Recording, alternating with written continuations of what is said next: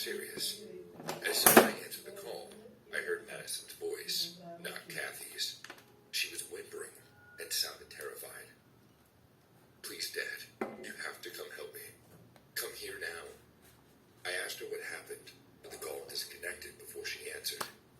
What was going on? Why was Madison at Kathy's house when she should be in her dorms? I was horrified. Without thinking, I grabbed my keys and rushed out the door. I got in my car and started driving to Kathy's house. It was pouring rain, and I could barely see the road. My windshield wipers weren't working right. I knew I should have called 911 or called Kathy's house phone, but it was too late now. I had to concentrate on the road. When I was about halfway there, I slammed on my brakes. There was a huge tree blocking the road. It had fallen during the storm.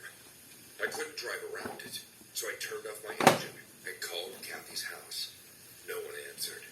Then I called her cell, the one Madison used. Still no answer. I was going to call 911 next, but someone pounded on my window. I jumped in my seat, heart racing. I saw a man in a hoodie staring at me through the glass. His face was completely in shadow. He looked like he was in trouble, but I didn't have time to help him, not when my daughter was in danger. I put the car in reverse and started to back out, so he pounded so hard on the window that I thought it was going to break. I stopped and rolled down the window just an inch. "Are you okay?" "I am," he said, pulling off his hood to see a normal-looking face. "But you seem trapped." I explained that I was on my way to check on my daughter, but the tree had fallen, blocking my way. He said he knew the area really well. Cara, If I told him the address, pensa na cozinha, he ele could show foi me lá how um to get there on the side roads. I instante. let out a sigh of relief. That was exactly what I Ele vai needed. vibrar só, mas The é na man cozinha. slid to the passenger's side and introduced himself as Se eu sair de Marshall. casa, I told him my ex-wife's é na address, cozinha, and he tá? started guiding me through all the dirt roads on the side of town. We took so many turns I lost count. I didn't recognize the area at all. Kathy had moved pretty far out of the city after the divorce, and I think part of the reason she chose the area was that we never run into each other. Eventually, Marshall told me to make a turn. I pulled the car into a road that was so muddy, I didn't even think my car would make it out without getting stuck. "How much further?" I asked Marshall. He looked left and right. Aside from an old barn, there was no building in sight. Then he pulled out a gun and pointed it at me. "Get out of the car." Obviously, I'd never looked down the barrel of a gun before. I had no experience with any kind of violence. This was the scariest single moment of my life, but I didn't feel scared at all. All I thought about was Madison. "What did you do to my daughter?" He looked at me like I was crazy. "Your daughter. I won't let you leave the car until you tell me she's okay." I didn't care about getting carjacked. I mean, it would be great if the car was replaceable, but Madison wasn't. He pressed the gun to my forehead. "I don't have your daughter." I still didn't move. He cocked his gun, his expression unhinged. I knew he was desperate. I knew he'd kill me if I didn't cooperate. But all I cared about was Madison. "Your gun isn't even loaded," I told him. He laughed. Then he pulled the gun away from my forehead to show me that he was serious. That was the opportunity I needed. We were still in the car, so I didn't have a lot of room. But in the tiny space, I grabbed his hands and twisted the gun towards his own face and squeezed. I wasn't expecting the gunshot to be loud, but I think one of my eardrums popped. But the man was dead. He slumped forward in his seat, his face reduced to mush. I reached into his pockets to find any evidence where this man was from and what he had done to Madison. I couldn't find anything. Instead, I restarted the car and drove back to the main road. By then, the fallen tree had been removed from the street. With the dead body still in the passenger's seat, I drove straight to my ex's house. It took 5 minutes. I jumped out of the car and raced to the front door. I didn't bother knocking. I just ran inside. Instantly filled with relief, Madison was sitting on the couch watching a movie. She was completely fine. "Dad? What happened? Why are you covered in blood?" I didn't answer her question. Instead, I asked her why she was at her mom's house. "Oh," she answered casually. "My classes got canceled, so I thought I'd come over. Mom's asleep in the other room if you want to wake her up."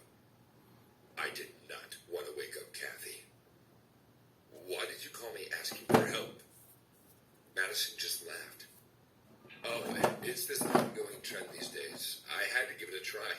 It's a TikTok challenge. All my friends with divorced parents are doing it.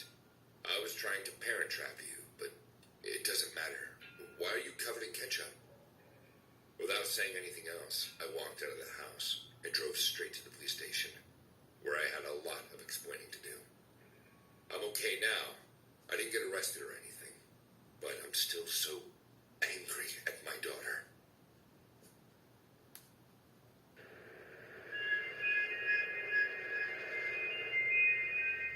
I stood under the flickering neon lights of the bus station, the hum of the fluorescent tubes overhead buzzing like a nest of angry bees.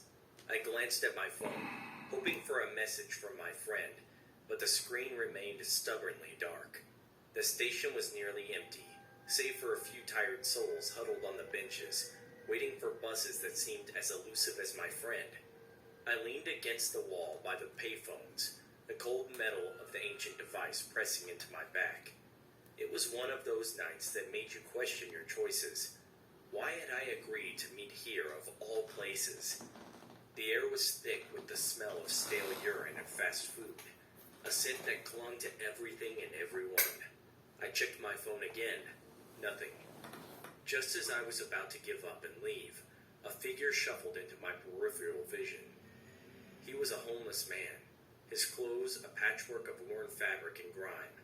His hair hung in greasy tangles around his face, and his eyes were dark hollows. He moved towards the payphones, his steps slow and deliberate. I stiffened, hoping he would pass by without incident. But he didn't. Instead, he picked up the receiver of the phone closest to me and brought it to his ear. He didn't dial a number, he just stood there, staring at me through the dirty glass of the phone booth. His gaze was unsettling, like he could see something I couldn't. For a moment, I considered moving away, but curiosity rooted me to the spot. The man didn't speak or make any move to engage with the phone. He just stood there, the receiver pressed to his ear, his eyes locked on mine. Minutes ticked by, each one stretching longer than the last. The air around us seemed to thicken, and a chill ran down my spine. I tried to ignore him, but his unwavering stare made it impossible. I cleared my throat, shifting uncomfortably. You okay, man? I asked, my voice sounding too loud in the stillness. He didn't respond. He didn't even blink.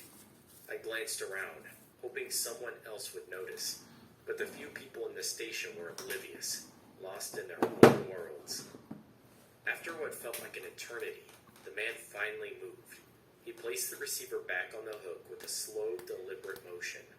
Then he turned and walked away, his steps echoing in the empty station. I let out a breath I hadn't realized I was holding, my heart pounding in my chest. What the hell had that been about? I was about to text my friend, telling them I was leaving, when my phone buzzed. It was a message from an unknown number. Thank you for your patience. The call has been received. I stared at the screen, a sense of unease creeping over me. The call? What call? I hadn't made any calls. The homeless man's face flashed in my mind, his eerie silent vigil at the payphone. I typed a reply, my fingers trembling. Who is this? Almost immediately the response came. We apologize for any inconvenience. Your participation was necessary. My heart raced as I tried to make sense of the messages. Participation? In what? I looked around, half expecting the homeless man to reappear, but the station was as empty as before. I decided it was time to leave. I couldn't shake the feeling that I had been part of something beyond my understanding, something dark and unsettling. As I made my way to the exit, my phone buzzed again. Thank you for your patience. Your friend will arrive soon. I froze, the hairs on the back of my neck standing up. I turned back towards the payphones, a shiver running down my spine. There, standing where the homeless man had been, was my friend. They looked confused, glancing around as if trying to find me. Pepsi Black. Chega de conhecer, agora é toma essa. Novo Homo Ultra Power. É a limpeza do homem pó com o cuidado do homo líquido. I rushed over, relief flooding through me.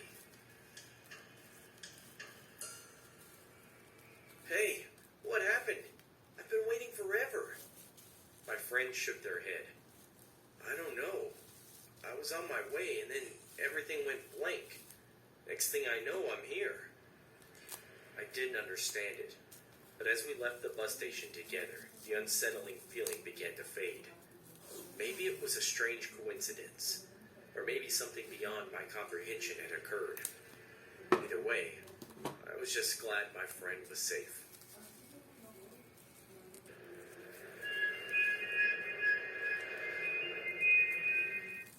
I always thought marriage was about partnership, about sharing burdens and joys equally. But as the year dragged on, my perception of it shattered like glass under a sledgehammer. It started with a series of unfortunate events. Surgery in January, followed by thousands of dollars in car repairs. College consumed my days, and I worked full time to keep us afloat. Anxiety gnawed at my insides, forcing me onto medication. Amidst all this chaos, housework became an unbearable weight. I did everything, cleaning, cooking, laundry, while my husband blissfully ignored the messes he created. 2 weeks ago, I made a decision. I would stop cleaning up after him. If he was content living in squalor, then so be it. I would clean only after myself. Trash I produced was thrown away. My dishes were washed. My laundry was done. His mess, however, was left untouched. Today was no different. My husband slept until 1 p.m., despite having to be at work at 8. Meanwhile, I had worked from 8:30 to 6:30. When I got home, the kitchen table was a disaster. The trash hadn't been taken out, despite his promise to do so. The bag of takeout he left on the floor had been torn apart by the cats. Clean clothes and towels were strewn across the ground. I was livid. I cleaned my own messes, put away my belongings, and washed only my clothes. His laundry remained on the floor where he had carelessly tossed it. Dried up cat puke. 3 piles of it dotted the floor. Remnants from weeks ago that he ignored as he stepped over them. Usually I would have cleaned them, but not anymore. I decided to see how long it would take him to address the mess. I guessed it would be another week or two, even though he had the next 2 days off. Oddly enough, my anxiety lessened. With only my own mess to manage, I had time to relax. The house was dirtier, but I didn't care. If we each cleaned up after ourselves and shared household duties, life would be simpler. He came home after a 5-hour shift and asked if I wanted to go out to eat. He didn't know that there was chicken thawing in the fridge that needed to be cooked, and he certainly didn't offer to cook it. Instead, he retreated to the game room. I waited, thinking he'd noticed the laundry or the clutter on the table. He didn't. He didn't think about mailing the rent check or making dinner, even though I'd worked 9 hours and was dealing with my second period of the month. The resentment bubbled within me, a boiling cauldron of anger and frustration. I felt trapped in a prison of neglect and indifference. My once loving husband had become a stranger, a careless, oblivious man who took everything for granted. One evening, as I lay in bed, an idea crept into my mind. It was dark and insidious, but it took root and grew. If he wouldn't notice the everyday messes, perhaps he wouldn't notice something more sinister. Over the next few days, I began to plan. I moved through the house with purpose, but my husband remained oblivious. He continued his routine of work and gaming, never questioning my newfound calm or the strange glint in my eye. I started small. I bought a set of rubber gloves and a few bottles of bleach. I disposed of the cat puke, scrubbing the floor clean, but I left the gloves and bleach conspicuously in the corner. He didn't ask about them. My opportunity came one Saturday morning. My husband was asleep, as usual, while I cleaned the kitchen. I found a sharp knife, the kind that could cut through bone with ease, and hid it under the sink. I made sure to leave No traces, no fingerprints. I felt a cold, calculating detachment as I prepared. That night, I suggested we watch a movie together, something we hadn't done in months. He agreed, surprised by my sudden affection. As the credits rolled, I offered to make us a late-night snack. He smiled, oblivious to the darkness in my heart. I returned with 2 glasses of wine. He sipped his without hesitation. Within minutes, he was unconscious. The sedative I'd slipped into his drink worked quickly. I dragged his limp body to the bathroom, my muscles burning with effort. I placed him in the bathtub, his head lolling to one side. The knife glinted under the harsh bathroom light. I felt a rush of adrenaline as I picked it up. I thought about the months of neglect, the endless chores, the piles of cat puke. My anger surged, blinding me to the horror of what I was about to do. With a steady hand, I made the first cut. Blood poured from the wound, staining the white tub. I worked methodically, my mind detached from my actions. The sound of the blade slicing through flesh and bone was sickening, but I didn't stop. I couldn't stop. Hours passed. I was drenched in sweat and blood, my body aching from the effort. I looked down at what remained of my husband, now unrecognizable. I felt a strange sense of satisfaction, a twisted sense of justice. I had freed myself from his neglect, his indifference. I cleaned the bathroom meticulously, scrubbing away every trace of blood. I disposed of the knife and the rubber gloves, careful not to leave any evidence. I packed the remains into black trash bags and carried them to the basement, where I hid them behind old boxes and forgotten junk.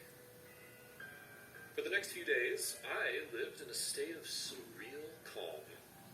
My husband's absence was hardly noticed by anyone.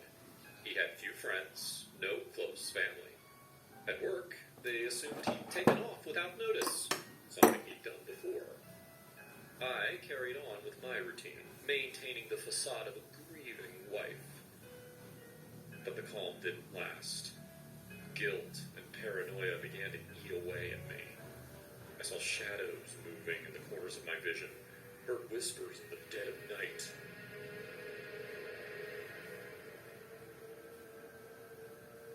I felt his presence everywhere, a cold, accusing gaze that never left me. One night, as I lay in bed, I heard a noise from the basement. A soft, shuffling sound, like someone moving among the boxes. Maionese do dois lados. In my chest as I crept downstairs, clutching a flashlight. The basement Yeah. was dark and musty, the air thick with dust. I swept the beam of light across the room, my breath coming in short, ragged gasps. The black trash bags were untouched, but the noise continued. I moved closer, my hands trembling. The sound grew louder, more distinct. It was a whisper, a voice I recognized. "You can't hide from me," it said. "You'll never be free." I screamed, dropping the flashlight. The basement plunged into darkness. I stumbled back, tripping over the debris, my mind racing with fear. I knew then that I could never escape the weight of my actions. My husband's neglect had driven me to madness, and now I was trapped in a nightmare of my own making. Days turned into weeks. The whispers never stopped. The shadows never left. I became a prisoner in my own home, tormented by the ghost of my husband. My mind unraveled, the line between reality and nightmare blurring until I could no longer tell the difference. One evening, unable to bear the torment any longer, I made my way to the basement one final time. The darkness enveloped me, the air thick with the scent of decay. I found the black trash bags, untouched, and knelt beside them. "I'm sorry," I whispered, tears streaming down my face. I'm so sorry.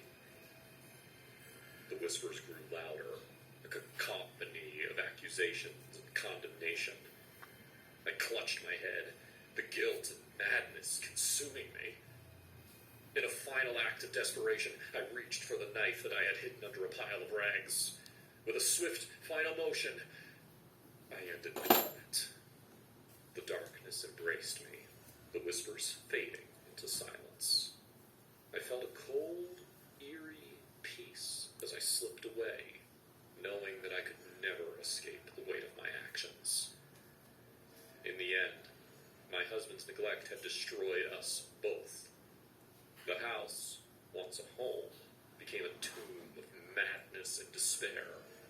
And I, a ghost trapped in the darkness, paid the ultimate price for my descent into horror.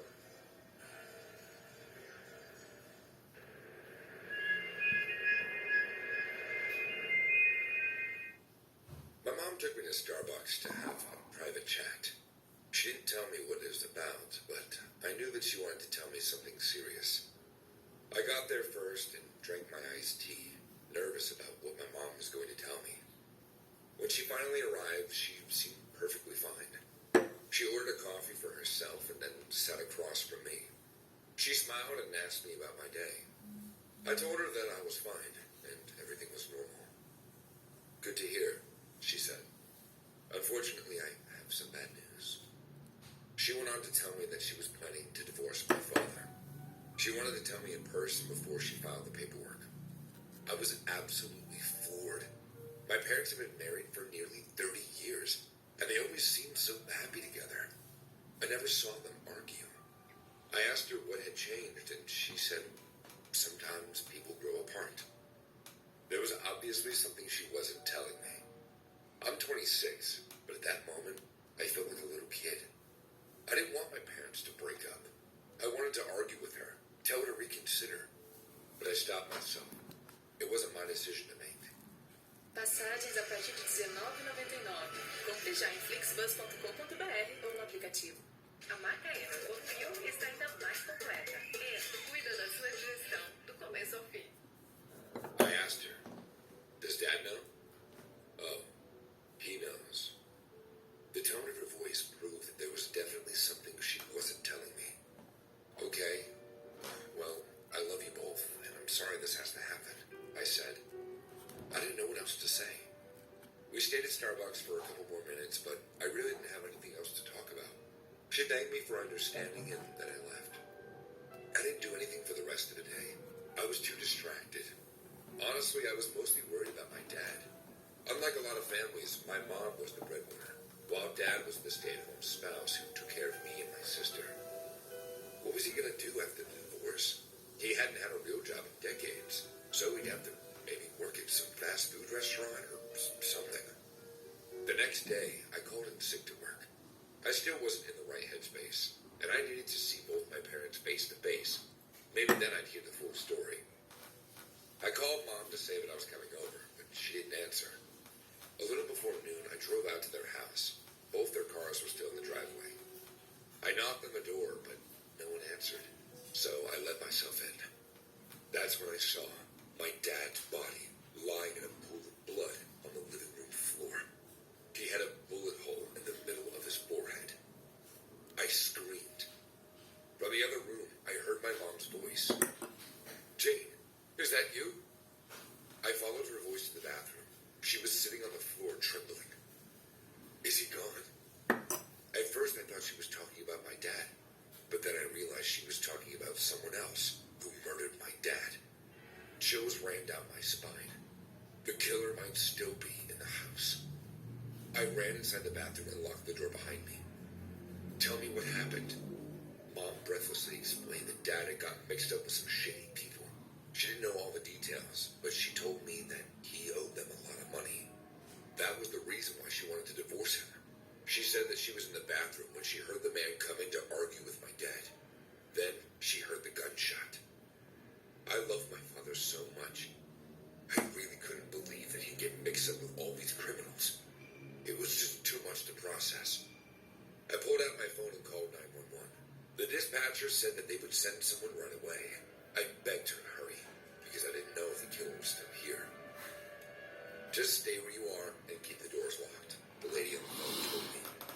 That was the best she could do. I hung up the phone and sat next to Mom on the floor. I wrapped her in a big hug and told her how sorry I was. Even though she was planning to divorce Dad, I knew that she still loved him. I could feel her trembling arms. We waited for the cops to arrive.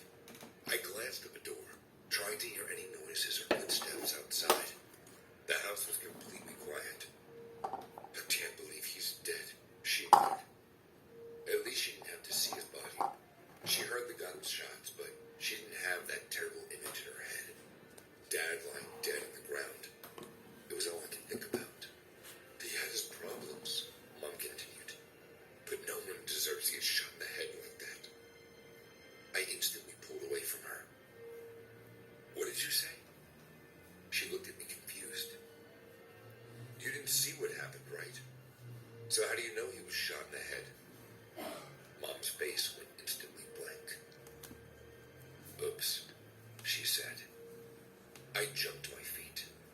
You? Slowly, she stood up as well. Damn it, Jane. You're too smart for your own good. She stepped closer, her face blank, and placed one hand on my shoulder. You're not going to tell the police, are you? I didn't answer. I could barely breathe. He was going to take everything in the divorce, she said. I couldn't let him do that. She squeezed my shoulder hard enough to hurt. Mom, I said very slowly. Where's the gun? Disposed of, she said. Don't worry, I won't hurt you. I didn't believe that. If she could murder her husband of 30 years, what would stop her from killing me too? I pushed her away. Please, Jane.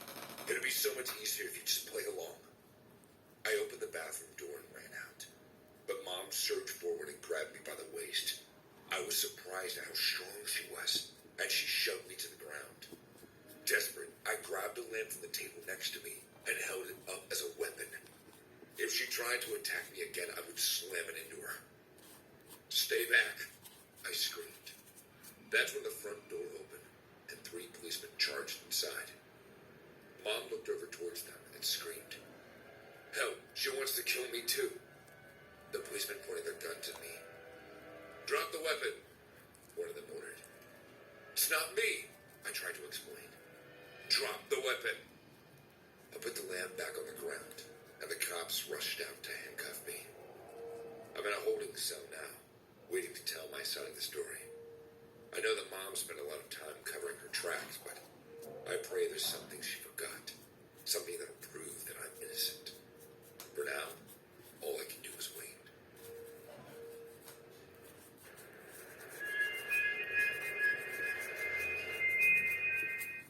It was a humid summer evening, the kind where the sun hangs lazily in the sky, refusing to set. I was lounging on my couch, scrolling mindlessly through social media, when my phone buzzed. It was a text from my friend Jake. Guess who I saw getting off the train today? I paused, my mind flickering through a Rolodex of faces from our past. We had both graduated high school in 2007, and over the years, the memories of those we once knew had faded into a distant blur. But something about Jake's message felt different, almost as if it carried a strange energy with it. My fingers hovered over the keyboard, and without really thinking, I typed the name Mark Hastings. Almost immediately, Jake replied, "No way! How did you know?" A chill ran down my spine. I hadn't thought about Mark in years. We were never friends, just acquaintances who shared a few classes. I hadn't talked to him, nor had Jake, since graduation. I couldn't explain why his name had come to mind so quickly, but it did, and the accuracy of my guess was unsettling. That night, as I lay in bed, I couldn't shake the feeling of unease. My thoughts swirled around Mark and the odd intuition that had led me to guess guess his name. Sleep eluded me, and I found myself tossing and turning until the early hours of the morning. When I finally drifted off, my dreams were filled with fragmented memories of high school and fleeting images of Mark's face. The next day, I met up with Jake at our favorite coffee shop. The place was buzzing with the usual crowd of college students and young professionals, but amidst the chatter, our conversation took on a more serious tone. I still can't believe you guessed it was Mark. What made you think of him? I shrugged, trying to appear nonchalant. Honestly, I have no idea. It just came to me. Jake raised an eyebrow. Maybe you're psychic, he joked, but there was a glint of curiosity in his eyes. Over the next few days, I decided to do some digging, partly out of curiosity and partly to put my mind at ease. I found Mark's LinkedIn profile, and what I found was surprising. Mark had moved back to our hometown recently and was working at a local tech startup. The more I learned, the more memories of high school resurfaced. Mark had always been quiet, almost invisible in the crowded hallways. Yet there was something about him that now seemed significant. One evening, I received another text from Jake.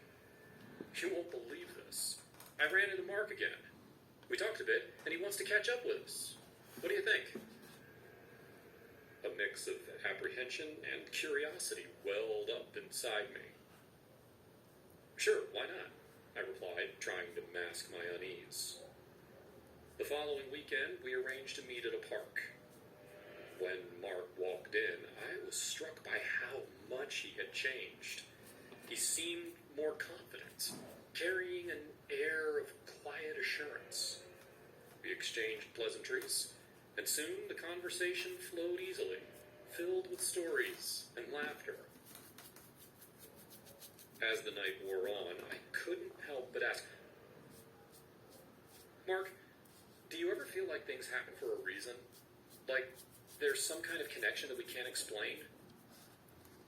Mark looked at me thoughtfully. I do, actually. Funny you should mention that. When I saw Jake on the train, I had this strange feeling, like I was meant to reconnect with you guys. Looking back, I realized that life has a way of weaving paths in mysterious ways. Sometimes it takes a seemingly random guess to uncover the threads that connect us all. And in those moments, we find that the universe has a way of bringing us exactly where we need to be.